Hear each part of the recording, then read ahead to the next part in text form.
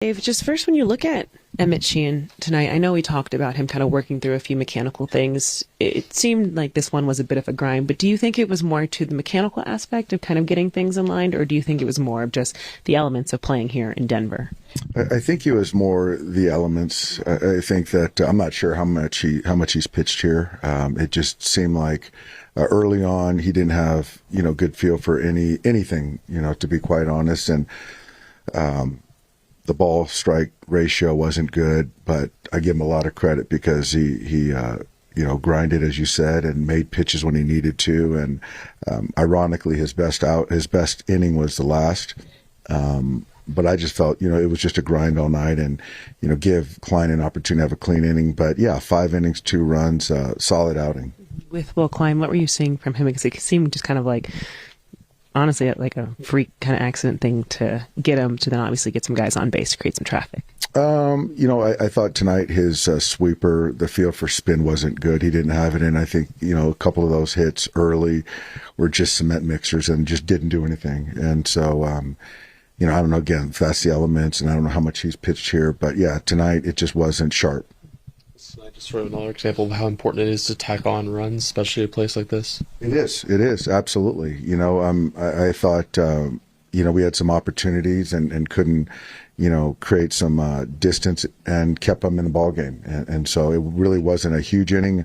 A 2-run inning was the difference in the game. And so we've been swinging the bats well. You're not always going to, put up cricket numbers every night, but I thought tonight we could have taken better at bats, but, you got to give those guys credit, and they went to their guys in the pen and kept us at bay. Joe, they reached 3 times, but only the last one counted. They did get to that 50.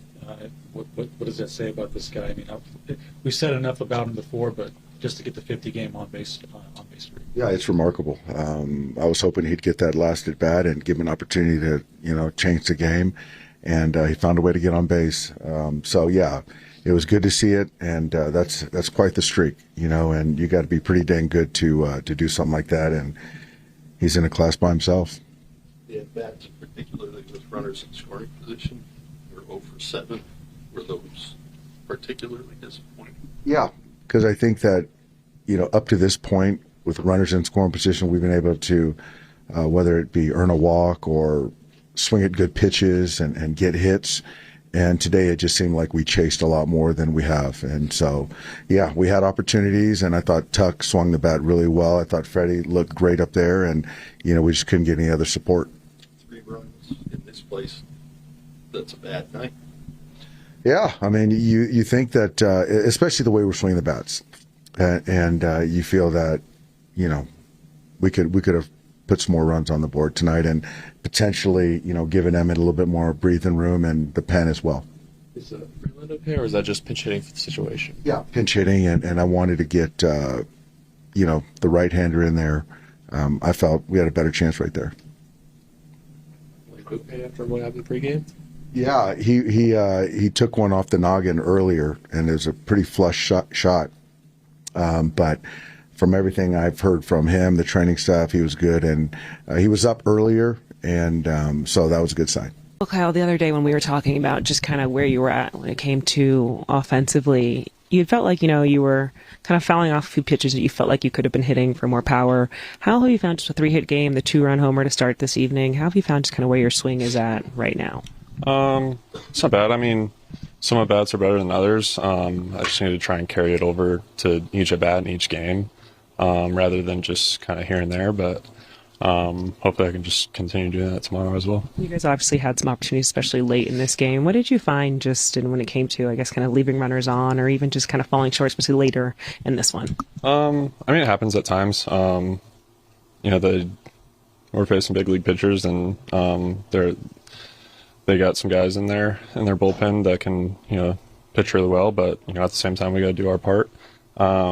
We had some opportunities with guys on base, especially late. We just got to find ways to get hits or just get those guys in. So it happens at times, but we just got to do a better job at it. What's the home run like to be able to attack a first pitch like that? Like when you're talking about ending at bats sooner and not getting behind in the count. Like, is that an example of kind of what you're talking about to be able to? Yeah, I mean, kind of fouled off pitches like that, or like swung through some. I mean, it wasn't a bad pitch. It was, heater at the top of the zone, but I feel like I should be able to hit those pitches and stay on top and stay through them and, barrel them up more often. But it was just a good swing right there. You've been pulling the ball in the air a couple times this week. Does that sort of tell you like the swing is just getting closer to where you kind of want it? Yeah, that's the thing. I mean, like I said, I have had good swings that I just need to carry over to the next at bat and the next at bat and the next game, rather than just kind of sporadically throughout. So I just had a few good at bats and good swings. I just need to do a better job at carrying it over to the next one. I mean, obviously, pitching here is a challenge no matter what, but when you look at your last outing, one of your best of the regular season, how did you find just trying to carry that over into this one? And did it feel like a grind based off of potentially mechanics or just more of like the elements here in Denver and the altitude? Yeah, I think last start we made a lot of progress on mechanical stuff, and then I think it was a little bit more of the same from the first couple this time. I'm definitely happy with some of the pitches I made later, but I got to be better earlier in the game. Did you find it was kind of just easing into this one? No, I think it was just, first at bat felt great, and then missed by a little bit on a couple, and then it kind of, delivery went downhill a little bit, and then I thought I was able to find it a little better towards the end. Was it just sort of the timing being back out of sync? Yeah, maybe. I don't know. I got to look at it. Was it the fastball in particular? Because the ball strike on that one wasn't great. Yeah, maybe. I don't know. Let's just, I guess, kind of first go through the pitching side of this game. And what were you seeing from him? It felt like today was a bit more of a grind than maybe, especially his last outing, in which he was quite efficient. Yeah, first I want to say, I had my hats off to him. He fought.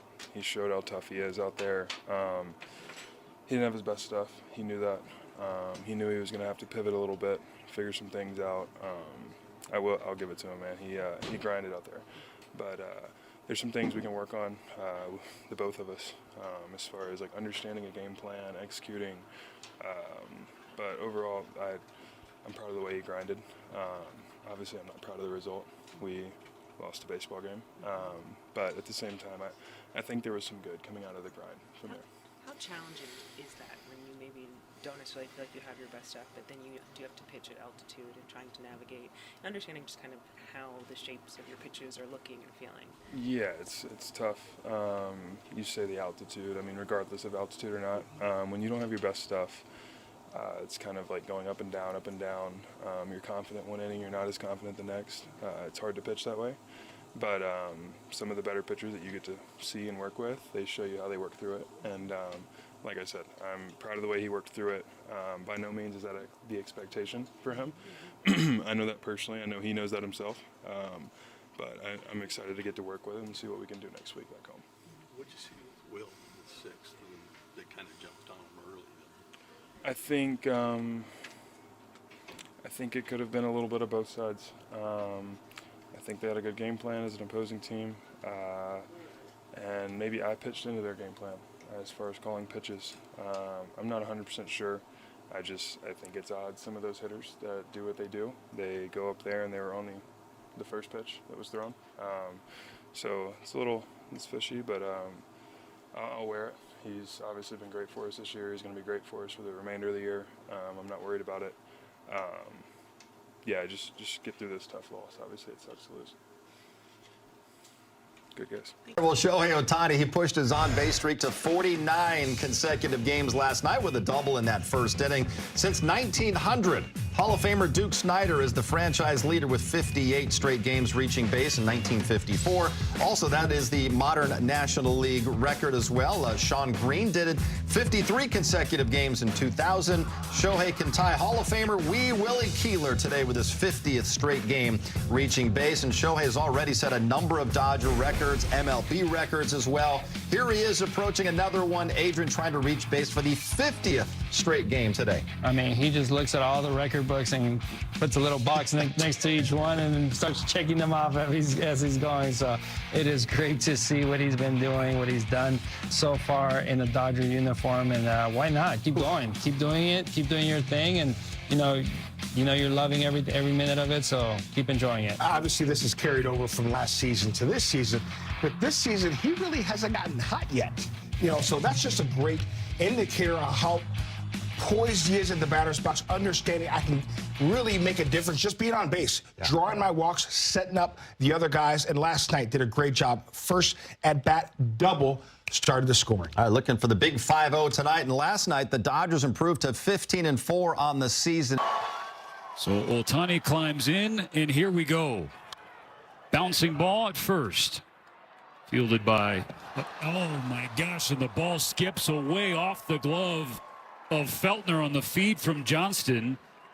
And Ohtani reaches to start the game.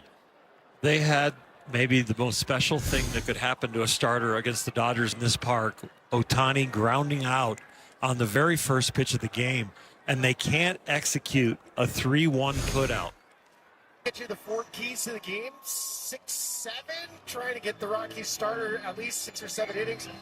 No Ohtani. We don't want to see him continue on that 49 consecutive on-base streak and box him up. Today is National Animal Cracker Day, so we want to put all the animals of the Dodgers lineup out. Swinging at the first pitch, and oh man, the throw was a little bit high, and Feltner didn't catch it from Troy Johnston, and that's a rough break. On one pitch, you get a routine ground ball to first, and you don't complete the play. Yeah, it's not the way you want to start the ball game. You get Ohtani to get the 1-hop or 2-hopper to Troy, and then Troy was kind of, you could tell he didn't know if he should flip it or if he should go overhand. He decides to go overhand, and in doing so, gets a little underneath the baseball. Felt tries to make the play, but he's in between strides as he goes. And they're going to have to check out Feltner with the trainer right now. 3-2 ball game as we go to the top of the 4th. Let's check in with Ryan Spilborghs. All right, I got a very special guest. It's a 100-year-old baseball fan, Momoyo Kelly, and today means a lot to her. She's from Japan, but she's getting a chance to meet a lot of baseball players. How special is today for you? I'm special. My lifetime, I'm glad I live 100 years, so I'm glad my son bring here. So he's an old baseball fan, lucky baseball fan. You got a chance to meet Shohei Ohtani, Sugano-san, and all the Japanese players. Why was that so important for you? Yeah, so I'm so lucky. I go home, I call my brother Japan. So probably jealous. That's right. This Sugano nice too, Yeah, you can see your own photos right now. Your picture with Sugano. You got an autograph from Shohei Ohtani. This is a big day for you. Yeah, big days. My lifetime. So I'm glad I live 100 years. So then I'm so dream come true. I watch every game, they play. So baseball, I never miss them. You can ask my daughter. Every day I watch TV, but first time coming here. So they watch too, so. How important is it for you to see Japanese baseball players playing in the Major League Baseball? Yeah, I never see. First time. This guy nice too, huh? He very nice guy. So I told when he pitches, my daughter, my son of come see that, He retired already, so he probably come. He planned to go Japan this year, this June. Only baseball team he want to visit Japanese baseball team, but he decided, that rain season, so everything not good, right? They go up price, airfare, $2,000 something. Momoyo, thank you so much for being here today. We love seeing you today. We're glad today was a special day for you. I never miss though. All right, guys, back to you. Isn't that special? Honestly, it was incredible pregame to watch the players come over and interact with Momoyo. She's a survivor of Nagasaki. She was 19 years of age. At the time, her father took her older brother to China. 3-1, 3-2. She's really become a giant, a enormous baseball fan in the last 5-6 years because of how much it has expanded here in Major League Baseball with Far East players. And obviously this opportunity with 3 Japanese-born players on the Dodgers, 1 on the Colorado Rockies. She lives in Salt Lake City now. She can't travel by plane, but she can come by car. And for her to get an opportunity to come out and shake the hands of some of the greats, it's pretty special. And she wore her purple. Really special guest in attendance at Coors Field today. Shohei Ohtani, after finishing his pregame throwing routine, came over and visited with Momoyo Kelly, 100 years young. Grandson Patrick behind there as well. Turned 100 February 23rd of this year. Born in 1926 in Kumamoto, Japan, but lived in Nagasaki when the atomic bomb was dropped. Survived the blast, moved to the United States sometime later, and what a beautiful life and family she has built. Loves baseball. In her first game, wanted to come out and watch the Dodgers. And her favorite players, of course, Shohei Ohtani, Yoshinobu Yamamoto, Roki Sasaki, and the manager, Dave Roberts, Japanese-born. Doc also took some time pregame to visit with Momoyo. By the time that conversation ended, Doc was calling her Bachan, which is Japanese for granny, grandma. And what a lovely woman and tremendous spirit. And it was really cool that all those Dodgers that she loves spent time today, took time to introduce themselves and autograph baseball for her. What a memory and what a life. Did you struggle to hold back tears as it was happening? I did not hold them back at all. I will be honest with you. Oh, it was just watching the pictures. I wasn't there, but watching the pictures here on the TV, I'm getting a lump in my throat. Yeah, I mean, just kneeling down and talking to her for a little bit. You know, I'm Yonsei, which is 4th generation Japanese American. So I always say that we're standing on a lot of shoulders, and Miss Kelly's certainly among them. So I thanked her. That one's to the wall in right field for Johnston. And a 1-out double for Colorado in the 4th. Well, I'm sure she's bringing the Dodgers some inspiration today to try and bring home a W. As Emmett Sheehan gives up this double on a fastball away, it looks like. Dodgers trailing 4-3.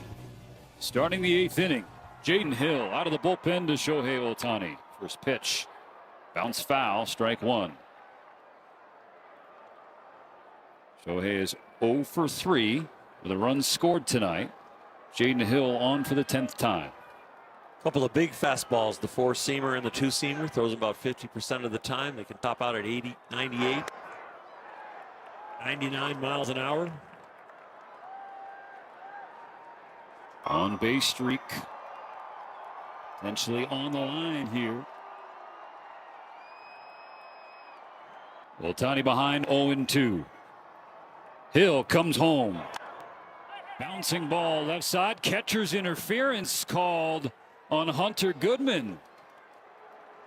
Ohtani didn't get 10 feet out of the batter's box before he was telling Dan Isonia, hey, interference there, and so the tying run is aboard. It's an error on the catcher, so I'm not sure the streak is going to be alive. We might need extra innings to get that keep that going, but weird things starting to happen here. Second Rocky error of the game, and both have allowed Ohtani to reach. The last time, Kyle Tucker followed with a homer. Shohei Ohtani against Jaden Hill. And this is bounced foul. Ohtani is 0 for 3. Reached on an error in the first, scored on the Kyle Tucker home run. Then he bounced to first and hit a routine fly ball to left.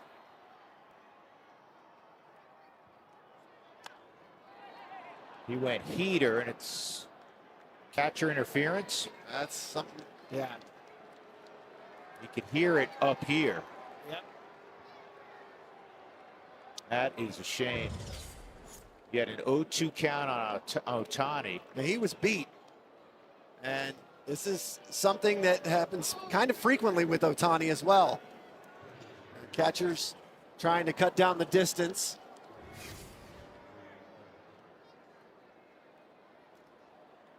Catcher's interference is scored in E2. Dodgers down to their last strike. The pitch is low, and the count is full. Vodnik's payoff. Smith with a ground ball up the middle, backhanded at second, and Will Smith beats the throw and continues the ninth, tying run aboard. So now it's up to Shohei. Vodnik's first pitch. There's a fastball down the pipe at 100. Pinch runner for Smith on first, Santiago Espinal. Ohtani 2 for 4 against Vodnik with a walk. He's 0 for tonight. Lays off a high fastball. 1-1. Vodnik's been going off speed with the other hitters prior to Ohtani, but keeping the fastball away from him here so he can't pull it over the right field wall. On base streak on the line, but more importantly to Shohei Ohtani, the game on the line. Ground ball, base hit right field. So the game and the streak continue. No fear in this swing. He gets a pitch he likes and he lets it go and he hits it hard. It's on the ground, but wow. A change up down. Gets some barrel on it, and just with his velocity off the bat, he finds holes a lot of time. Shake from Vodnik. Here we go. 3-2. Ground ball, middle of the diamond. Julian across the body. Not going to get it. Did everything he could. So Ohtani will come up, representing the go-ahead run. It's been a hitless night for Shohei. The pinch runner is Santiago Espinal.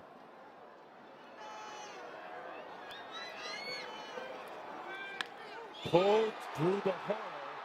Espinal will stop at second.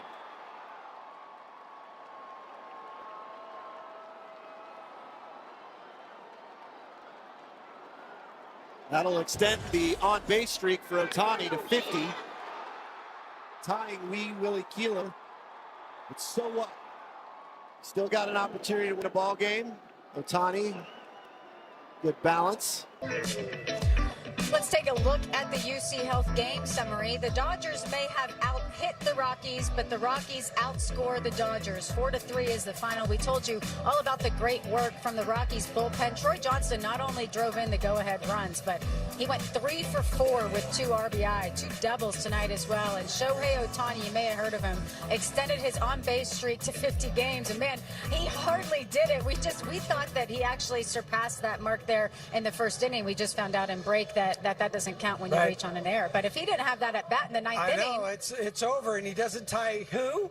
Is it Wee Willie? Yes, Wee Willie Keeler. I was really looking forward to saying that on the pregame show. Wee Willie. But yeah, Shohei Ohtani reaches 50, and he's going to try to make it 51 tomorrow. And Shohei reached 3 times, but only the last one counted. But he did get to that 50. What does that say about this guy? I mean, we said enough about him before, but just to get the 50 game on base. Yeah, it's remarkable. I was hoping he'd get that last at bat and give him an opportunity to, change the game, and he found a way to get on base. So yeah, it was good to see it, and that's quite the streak, And you got to be pretty dang good to do something like that, and he's in a class by himself. Shohei Ohtani extends his on-base streak to a cool 50 games to see Duke Snider sitting on top. The franchise record set in 1954. That's also the modern-day National League record of 58. Sean Green did it 53 in a row in 2000, and Shohei pulling even with Hall of Famer Wee Willie Keeler, who did it 1900 to 01. Adrian, Shohei in the ninth inning, he got this opportunity to extend it with 2 outs, and he extended the game. He sure did. He got the opportunity. He wasn't going to miss it, especially with the at-bat before being taken away by the catcher's interference. That was a really good swing he was putting on the ball in the previous at-bat, and the catcher put his mitt in the way. So got the opportunity, put a great swing on it, extended the inning with 2 outs. Great job, great piece of hitting, and overall just incredible